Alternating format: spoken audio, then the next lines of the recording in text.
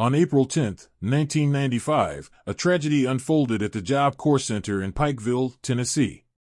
A young woman, Colleen Slemmer, arrived full of plans and aspirations, ready to start a new chapter in her life. Within days, tensions among students escalated, shaped by rivalries, conflicts, and decisions that would alter the course of multiple lives. Christa Pike, a fellow student, became central to events that would capture national attention, leading to an investigation that revealed startling truths about influence, youth, and accountability. The purpose of this report is to examine, in detail, the circumstances surrounding the crime, the investigation that followed, and the judicial processes that brought resolution. Every finding presented here is based on verified sources, aiming to provide a clear and complete account of the events. If you want to fully understand what happened and see the legal and investigative facts behind the headlines, subscribe to the Execution Lab now and join the discussion in the comments. In the weeks preceding the incident, the Job Corps Center in Pikeville became a setting of increasing tension among students. Christa Pike, 19, a new enrollee from Tennessee, quickly drew attention for her assertive demeanor and interactions with other students. Staff records indicate that while she excelled in certain academic and vocational activities, her behavior at times led to confrontations, highlighting both her ambition and volatility. Colleen Slemmer, 18, had joined the program with a clear focus on advancing her career and personal independence. Teachers and counselors noted her diligence and cooperative nature, contrasting with the friction emerging between Pike and other students. Over several days, minor disputes arose involving shared resources, personal space, and peer influence, which, according to staff interviews, created an environment of tension that would later factor into the critical incident. Key interactions in the days leading up to the event provide insight into group dynamics. Witness statements reveal that on April 8 and 9, Pike repeatedly questioned other students' actions, emphasizing loyalty and control within the group. Conversations noted in logs indicate that she expressed a desire to assert authority and influence over decision-making processes in the dormitory setting. These actions, combined with observations of behavioral patterns, suggest that Pike's assertiveness was increasingly shaping the social structure among the students. On the morning of April 10, staff observed Pike and a small group of students engaging in heightened discussions, focused on interpersonal disagreements and perceived grievances. While nothing in these interactions explicitly signaled the forthcoming incident, retrospective analyses of behavior, emails, and counselor notes indicate that the social tensions had reached a peak. Investigators later concluded that the combination of peer influence, prior disputes, and Pike's emerging dominance contributed to the circumstances surrounding the incident. On April 10, 1995, events at the Job Corps Center in Pikeville escalated rapidly, drawing attention from both staff and law enforcement.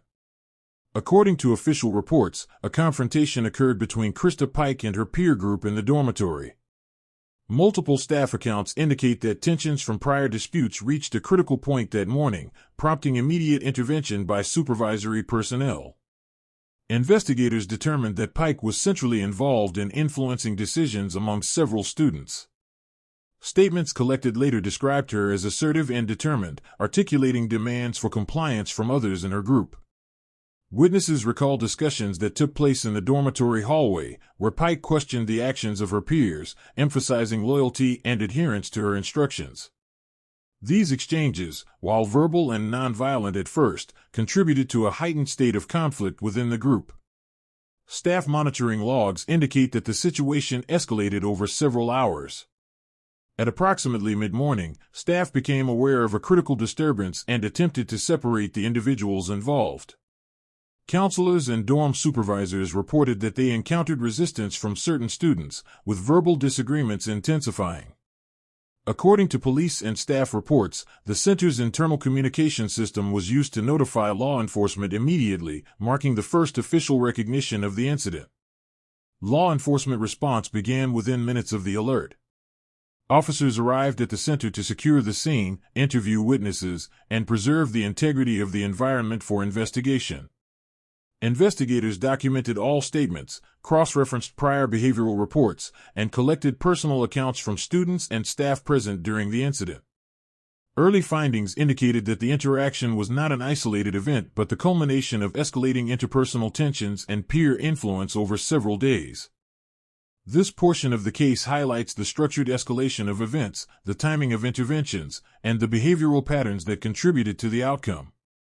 It emphasizes how prior actions, peer dynamics, and assertive leadership within a student group can influence critical incidents. As the investigation unfolded, law enforcement uncovered key details that would define the legal process and public response. To follow the next phase, including how authorities reconstructed the events and gathered evidence leading to formal charges, subscribe to the Execution Lab and comment below on what you find most compelling about the dynamics in this case. Don't miss the developments in the investigation. Your understanding of the case depends on it. Following the initial disturbance at the Job Corps Center, law enforcement and forensic teams initiated a comprehensive investigation to understand the full scope of events. Officers immediately secured the dormitory and surrounding areas, ensuring that all potential evidence was preserved. Investigators began systematically documenting statements from staff, students, and individuals connected to the center in the days leading up to the incident. Each account provided insight into group dynamics, interpersonal tensions, and prior warnings that might have indicated escalating risks. Behavioral reports compiled by the center noted a pattern of conflicts and verbal disagreements involving Christa Pike and other students. Staff interviews indicated that she often positioned herself as a leader within her peer group, influencing decisions and interactions with others.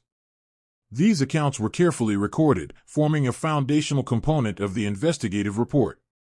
Analysts cross-referenced these observations with incident logs, communication records, and scheduling reports to establish an accurate timeline of interactions before and during the incident. Forensic teams conducted a detailed review of the dormitory environment, examining the sequence of events from arrival to staff intervention. Investigators documented positions, movement patterns, and witness proximities, creating a reconstruction of the incident that focused strictly on factual sequences and interactions. Physical evidence, including personal items, clothing, and any environmental factors relevant to the case, was cataloged and assessed for relevance to the investigation. The review process revealed critical insights into behavioral escalation, peer influence, and decision-making under pressure. Each interaction was logged with exact timing, allowing investigators to determine how quickly tensions developed and the effectiveness of staff responses. While the findings did not include graphic details, they highlighted the complexity of group dynamics, the influence of leadership within peer structures, and the importance of rapid response in institutional settings. Investigators also consulted expert witnesses in behavioral analysis and institutional safety protocols. These professionals provided context for understanding the psychological and social factors contributing to the incident. Their input informed both the legal process and the recommendations for policy adjustments at similar facilities nationwide.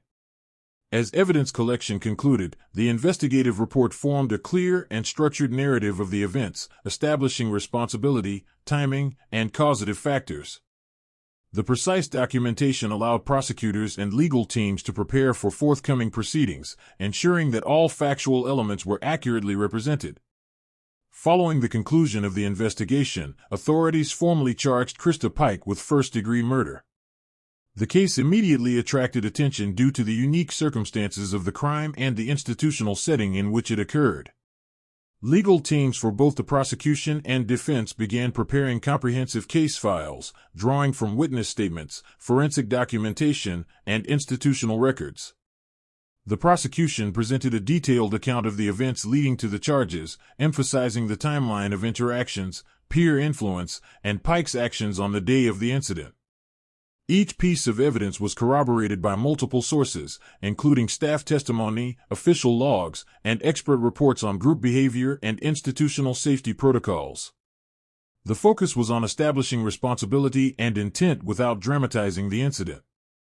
During pretrial hearings, the defense team raised questions regarding Pike's background, highlighting her troubled upbringing and previous experiences within institutional programs.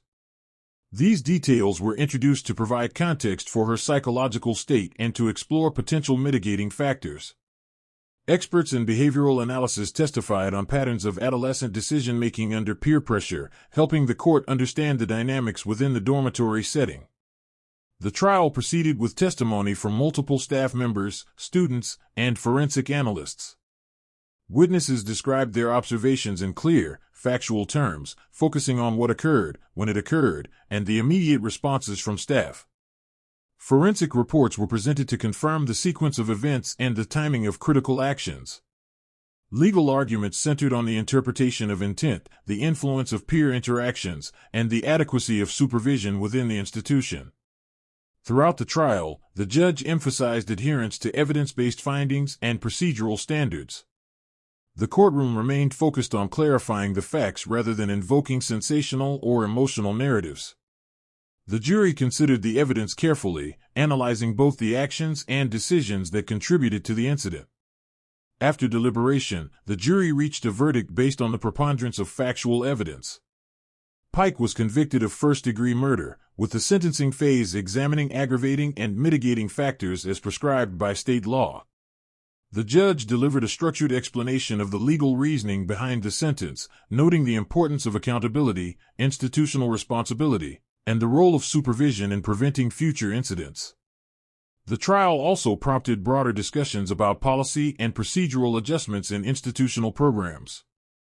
Experts, legal analysts, and administrators reviewed the incident to develop guidelines aimed at enhancing safety, identifying risk factors early, and improving training for staff in similar settings nationwide. As the courtroom proceedings concluded, it became clear that this case would have lasting implications on legal standards, institutional management, and public understanding of adolescent behavior under extreme circumstances. Following the conviction, the court moved to the sentencing phase, tasked with determining the appropriate legal consequences.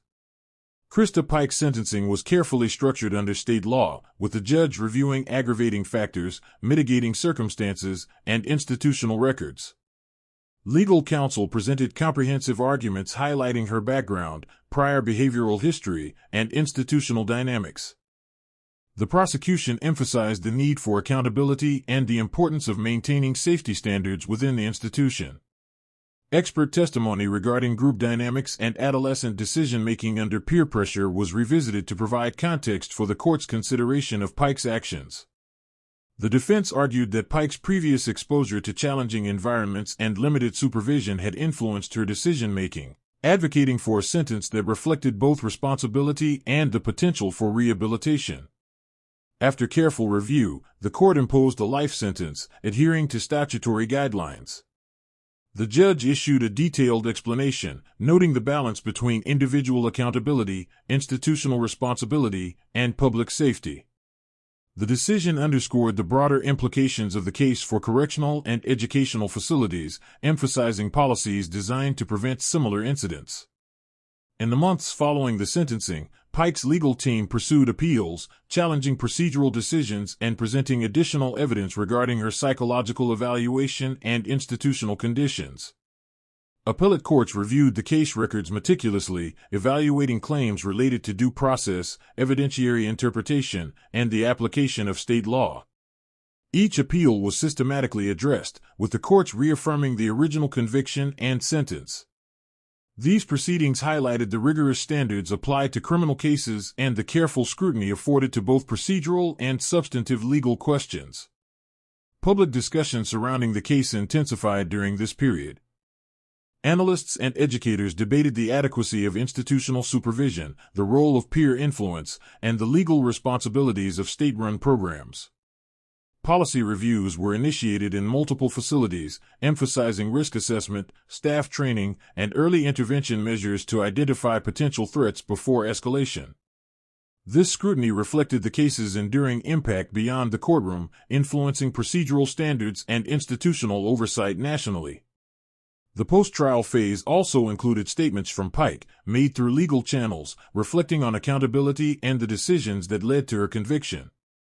These statements, though brief, provided the court and the public with insight into her perspective while maintaining the factual tone required for official records. This portion of the case illustrates the intersection of law, institutional policy, and adolescent behavior, highlighting how individual actions, environmental factors, and legal frameworks converge in high-profile criminal cases. It underscores the importance of procedural fairness, systematic oversight, and evidence-based evaluation in achieving justice. In the years following the case, the ripple effects extended far beyond the courtroom. Institutional reviews were conducted at state-run programs and juvenile facilities nationwide. Authorities examined protocols, staff training procedures, and supervision standards to prevent incidents similar to the one that brought Christa Pike to public attention. Policy changes emphasized risk assessment frameworks, enhanced communication channels between staff and administrators, and early intervention strategies for at-risk residents. Educational and rehabilitation programs were restructured to include behavioral assessments, psychological support, and conflict resolution training. Experts in adolescent behavior contributed to these reforms, highlighting how peer influence and environmental pressures could escalate into critical situations if left unchecked. The case also sparked broader legal discussions about accountability and oversight in institutional settings. Legislators and advocates analyzed the adequacy of existing laws regarding adolescent offenders and the responsibilities of state institutions. Reports presented to legislative bodies cited Pike's case as an example of systemic vulnerabilities, prompting recommendations for mandatory staff-to-resident ratios, continuous behavioral monitoring, and transparent reporting procedures for incidents and threats. Public awareness grew as media outlets revisited the case periodically, focusing on the lessons learned rather than sensationalizing the crime. Educational forums, professional conferences, and academic papers used the case to illustrate the complex interaction between adolescent psychology, institutional management, and legal accountability. This sustained attention ensured that the discussion remained centered on prevention, policy improvement, and responsible handling of juvenile offenders. Former colleagues, staff, and administrators involved with the facility reflected on the challenges of maintaining order in environments with diverse and sometimes volatile populations. Their accounts, collected in legal documents and interviews, provided a detailed view of operational difficulties and the measures taken post-incident to strengthen safety and compliance. Training protocols were updated to include scenario-based exercises, regular psychological assessments of residents, and procedural drills designed to reduce the risk of escalation in high-stress situations. Christa Pike's own institutional record became part of research analyses exploring risk factors for violent behavior in adolescents. Behavioral specialists highlighted how early interventions, mentorship, and structured support systems might alter potential outcomes. While the legal system enforced consequences for her actions, institutions also recognized the importance of proactive approaches to minimize risks in residential and correctional settings. The legacy of the case remains evident in state regulations, staff certification requirements, and procedural audits in similar institutions across the country. Scholars and professionals continue to reference the case when discussing juvenile institutional safety, the role of peer dynamics, and the necessity of evidence-based preventive practices. For viewers seeking to understand how a single event can influence policy, legislation, and institutional standards, this chapter illustrates the long-term consequences and broader societal implications. Comment below on what institutional safeguards you think are most effective, and don't forget to subscribe to the Execution Lab to follow the next portion, where we examine the final reflections, lessons learned, and the broader implications for criminal justice and juvenile rehabilitation. The case's conclusion prompted extensive reflection across legal, institutional, and societal circles. Analysts and criminal justice experts emphasized how the events revealed vulnerabilities in adolescent supervision, institutional oversight, and early intervention strategies. The dialogue focused on understanding the mechanisms that allowed the situation to escalate and the lessons to prevent future occurrences. In early 2026, Christa Pike and her legal team filed a lawsuit challenging Tennessee's planned execution protocol. They argued that the way the state intends to carry out her execution, specifically through lethal injection, violates her constitutional rights and does not accommodate her religious beliefs, as she practices Buddhism. Pike's attorneys claimed that the current procedure would prevent proper access to spiritual guidance and could result in unnecessary complications. This legal challenge remains pending, and any adjustments or blocks to the protocol will depend on court rulings leading up to the scheduled execution. Despite these ongoing proceedings, the execution remains scheduled for September 30, 2026. If carried out, it will mark the first time Tennessee has executed a woman in over 2 centuries. Legal experts note the historic significance, highlighting how this case is shaping national conversations around capital punishment, gender, and procedural safeguards. Legal scholars emphasize the importance of proportional accountability, demonstrating how state and federal systems responded to the crime with a combination of enforcement, rehabilitation, and procedural review. Court documents, filings, and expert testimonies presented clear evidence of premeditation and decision-making patterns, forming the basis for the sentencing while also informing future procedural guidelines. Beyond the courtroom, institutional leaders implemented reforms prioritizing preventative measures over reactive responses. Staff training, resident monitoring, and communication protocols were revised to ensure heightened awareness and faster action in high-risk situations. Experts in adolescent psychology contributed to new frameworks aimed at mitigating peer-influenced escalation and providing structured behavioral support. Educators and psychologists analyzing Pike's trajectory highlighted risk factors such as prior behavioral indicators, environmental influences, and gaps in oversight. Research drawn from this case informed updated training for staff and advisors, equipping personnel to identify warning signs early and intervene before situations escalated. Community and public responses emphasized the need for awareness and vigilance. Outreach programs and public forums encouraged discussions on juvenile safety, conflict resolution, and institutional accountability. The case served as a cautionary example of how complex interactions between individual choices, peer influence, and institutional frameworks can lead to critical outcomes if not addressed proactively. For policymakers, the lessons were tangible. Reviews of staffing standards, reporting mechanisms, and risk assessment procedures directly influenced state and local regulations. The documentation and analysis from the case provided a roadmap for more transparent operations, structured rehabilitation programs, and strengthened legal oversight.